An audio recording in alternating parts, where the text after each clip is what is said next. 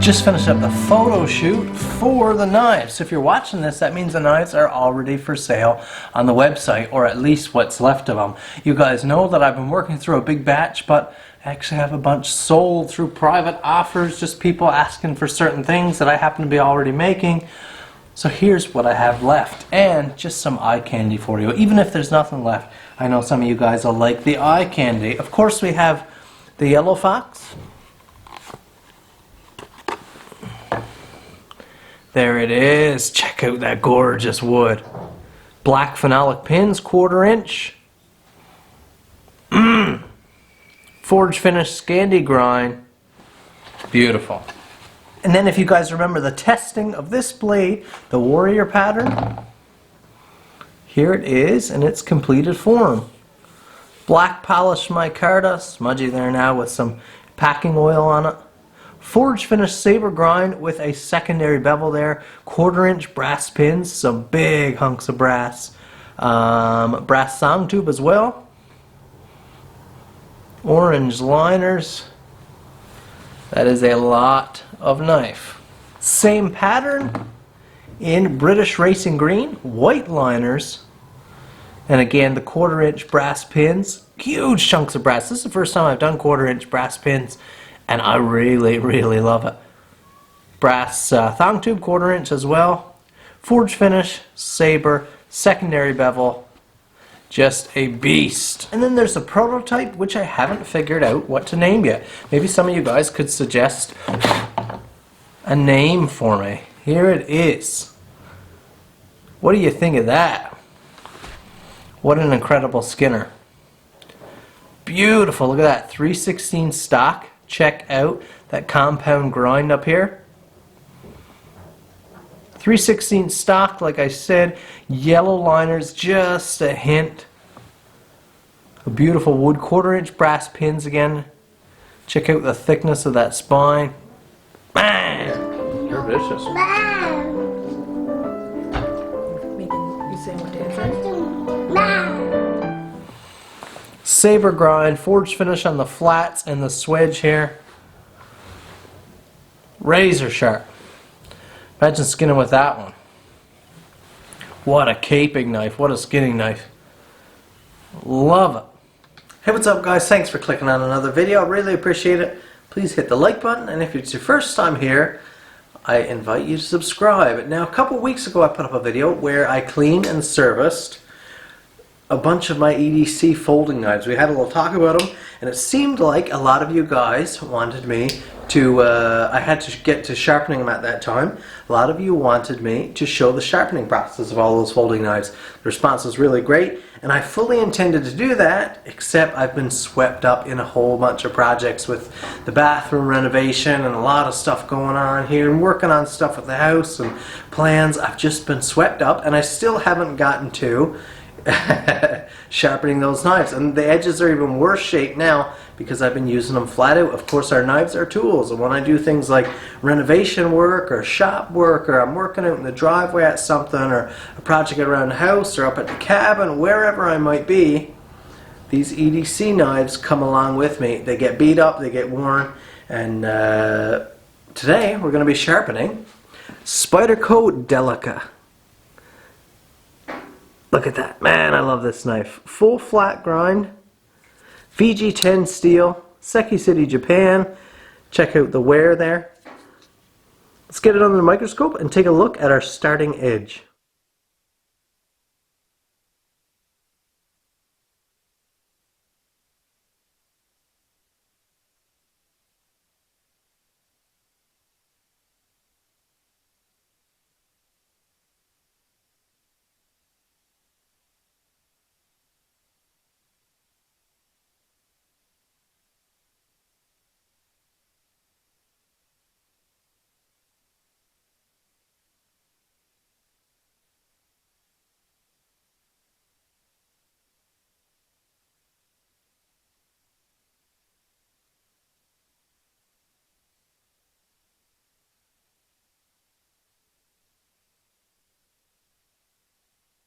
Now, how does an edge in that condition perform?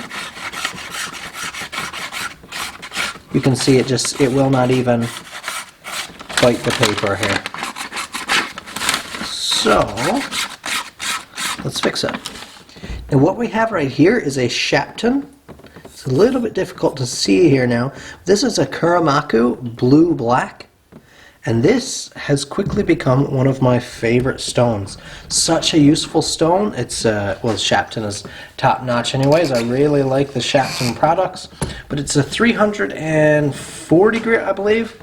I got it at paulsfinest.com, and it is just such a responsive stone. If you want a good stone to build your collection from early on, this is a beautiful investment. It has far superseded my love for the Nanawa Superstone 400, which I used for a long time and I really liked. But this is a slower dishing stone, a faster cutting stone, and a better feeling stone. Less likely, or you less often gouge or hook your edges. The Nanawa Superstone 400, it's a little bit softer stone. This feels like, in my opinion, this just feels like a better experience, in my opinion. Of course, user use may vary. But here we have, this is just considered a splash and go stone. So we can just work it as it is. What I'll do right now, I'll start back here with the tip of the knife. I'll tip it. I'm pretty used to sharpening this knife, so I know what I want to do anyways. I don't even have to go looking around trying to find my angle. I'll just lay and start sharpening. All of my knives are sharpened to pretty much the same angle, and I've just got a feel for it by now. That's a good system to use, by the way. If you're not that familiar, you can lay your knife on the stone like this, and if you look downwards now, especially if you shine a little bit of light directly down on your knife, there will be a small shadow under your blade. That is under the edge. Of course, an edge V's like this, so when you lay it on the stone, that V is up until you tip it down, and that bevel flattens out. Once that shadow disappears under this edge, you know you found your angle. So here we go. Make sure your stone is nice and wet. I'll start. Again, you find your angle. See that streak of steel there? That is steel being left on the stone. And you'll just want to hold that angle and work your knife from toe all the way up to heel. I get the question a lot, even still. Should you do both forward and back strokes? Absolutely. There's no need to have to reset your angle every time. That creates more variance in your edge. It's better to lock your body in a position. Stay right there on your stone. I like keeping my finger, my index finger, right up on the tip of the knife, so that when my finger buries into the stone, I know I have contacted right to the tip of the knife here. That has been my technique, because if you're up here, you have to be really looking at that tip to know that it's contacted. And you don't want to start filing it off and drawing it back. You just want to meet the stone. So that's what I'm doing with that process right there. Now I can see that I've already filed this side to an apex. Now we're going to flip over. And I've varied. I'm fairly ambidextrous, so I can sharpen by going this way if I wanted to. But what I usually do now is just sharpen away from me. I'll hold the knife always with my right hand, and I'll sharpen away from me. Now I'm noticing right now, because starting off I worked this stone fairly hard. The first few pushes I really buried a lot of steel in there, and it has loaded up a little bit. And what you'll notice, the feeling, sensation you're looking for to know when your stone has to be clean, you'll get these little skips and bumps. It's not a completely homogeneous texture when I push my knife right now, because it's occasionally glides across a little clump of metal, I guess, that's been buried into a pore in the stone.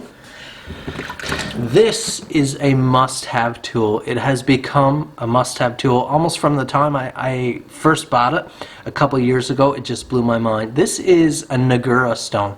Now this is a Nanawa 600 Nagura, and it's for cleaning and dressing your stones. It's not necessarily a flattening stone, although it can help pull off little highs and lows.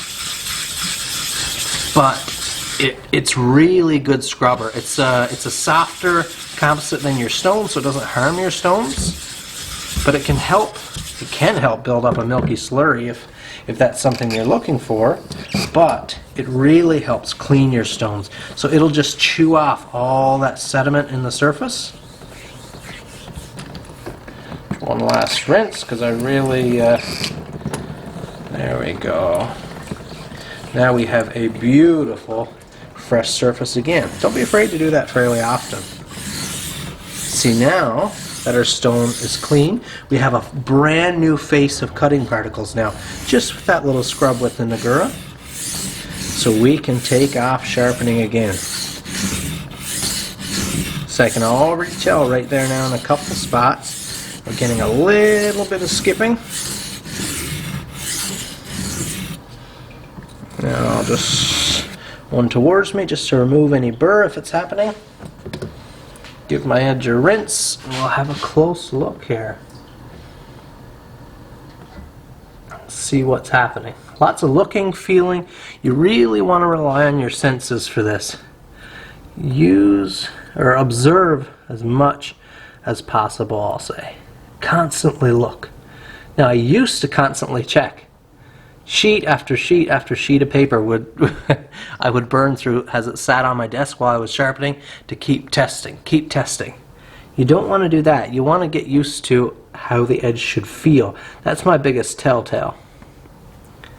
Now, when it comes to the case, like we had several big chips and rolls, those are big enough for you to actually see. But once those are out and we want an actual sharp edge, you want to learn to rely on feel.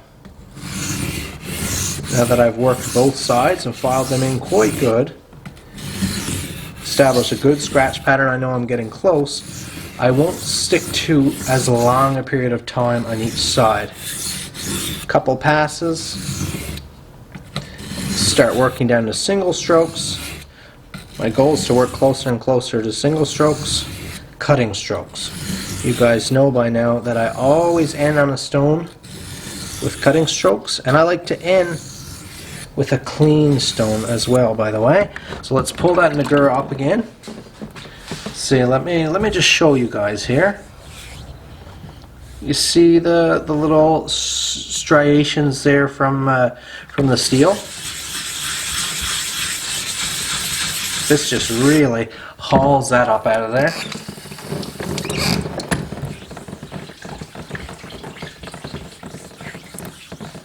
Now we have a nice fresh stone face again. Now we'll finish with a clean stone, just cutting strokes, slightly less pressure. Remember to maintain that angle, full length passes right from heel to toe every time.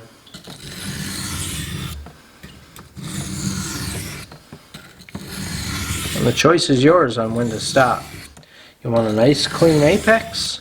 Remove all those chips and rolls if that's your intention.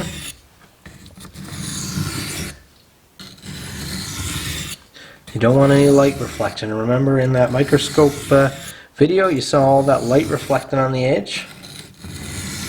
After this first, the coarse stone, that should be gone. You should have established a fresh edge. Let's go take a look.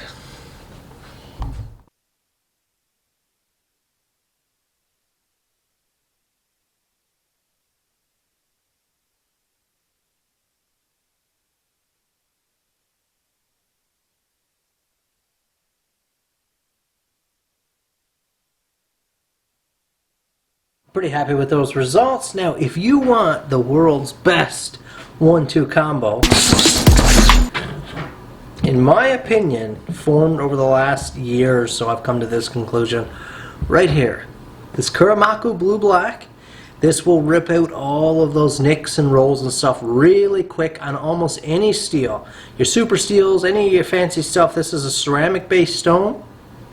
Fast cutter, very capable. Aggressive, very responsive, and leaves a very workable edge even off of that. Then you'll want to move to this stone right here.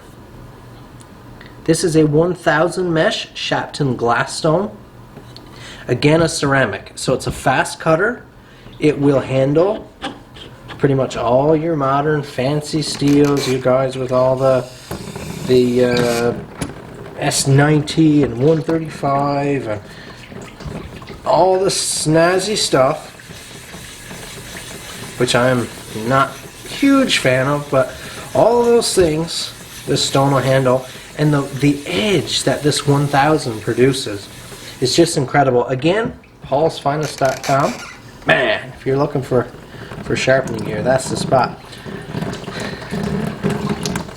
But this stone I have just been blown away with. Honestly, you know, I've been sharpening quite a while, and I don't struggle too much with getting a good edge. But in this realm, the 1000 realm, occasionally I do struggle from time to time getting the edge I want off of a 1000. With this stone, it's almost like I don't even need to try. It just happens. For some reason with this stone, the edge just happens, and it's incredible. The feel, the user response. Again, we'll start with that same method. I'm going to start from tip here.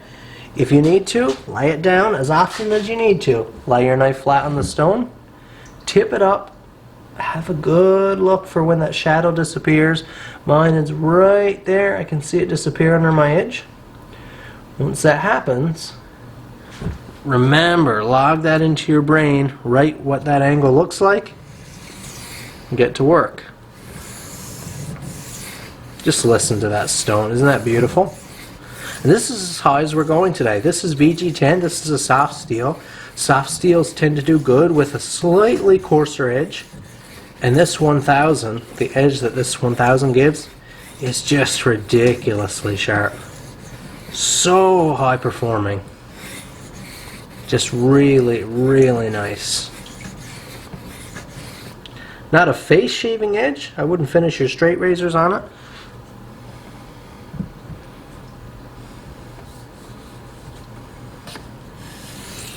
That 600 grit Nagura works beautifully on this stone as well. Again, get one of those Naguras. They're only like, I don't know, 12 or 15 bucks or something, if my memory serves me correctly. You'd be crazy not to have one. If you don't have one of those, order one. And then send me an email after you've used it and thank me. And then send me a gift card for coffee and tools. I like tools as well. If you could send me some new Dewalt stuff, I'd love it.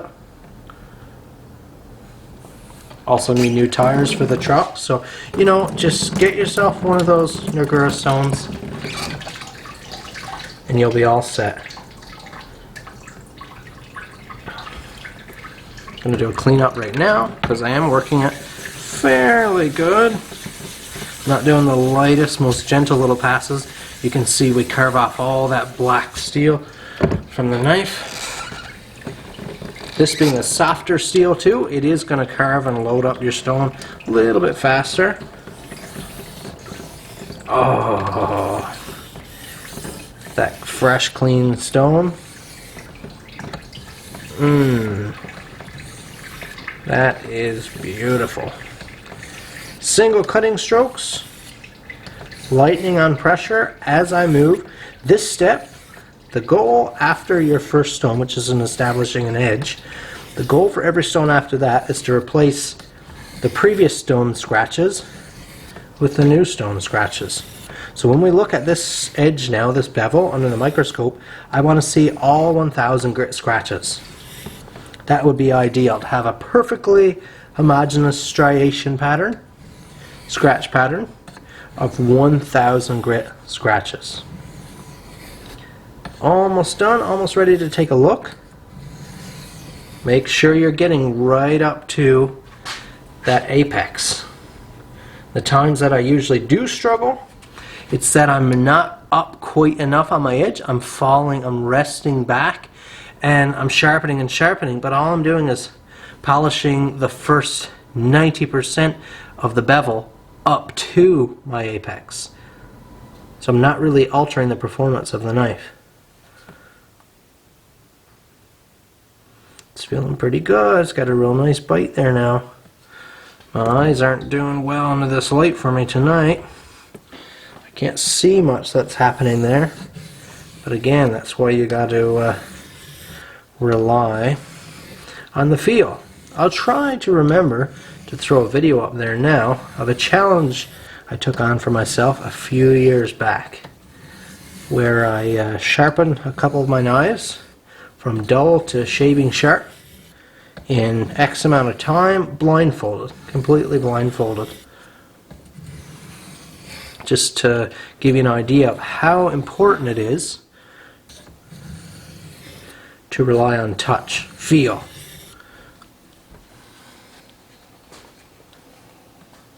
So let's go to one of the tougher tests right off the start, and let's just see where we are.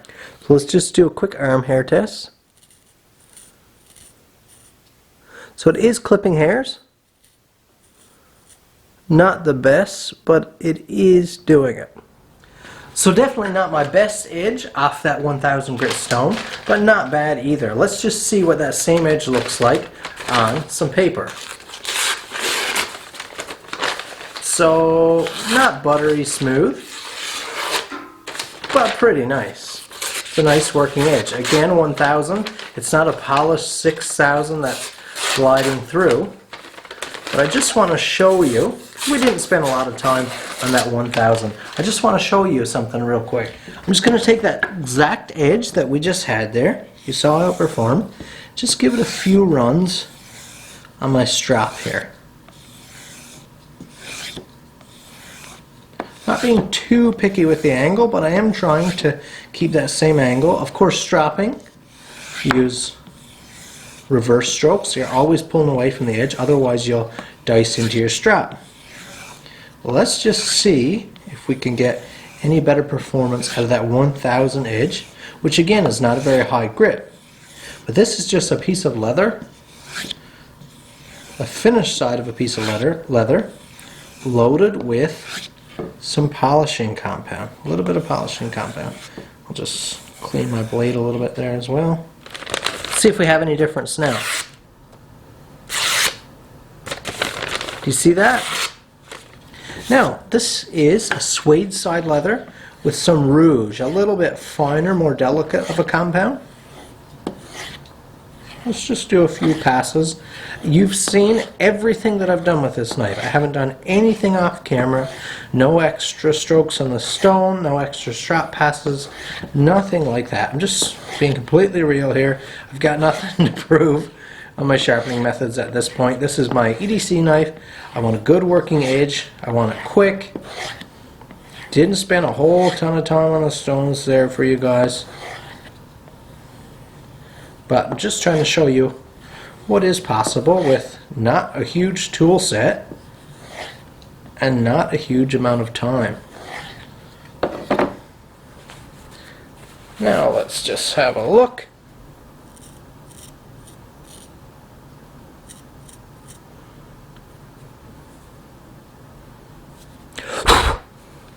Well, I really don't have much for paper here at this point.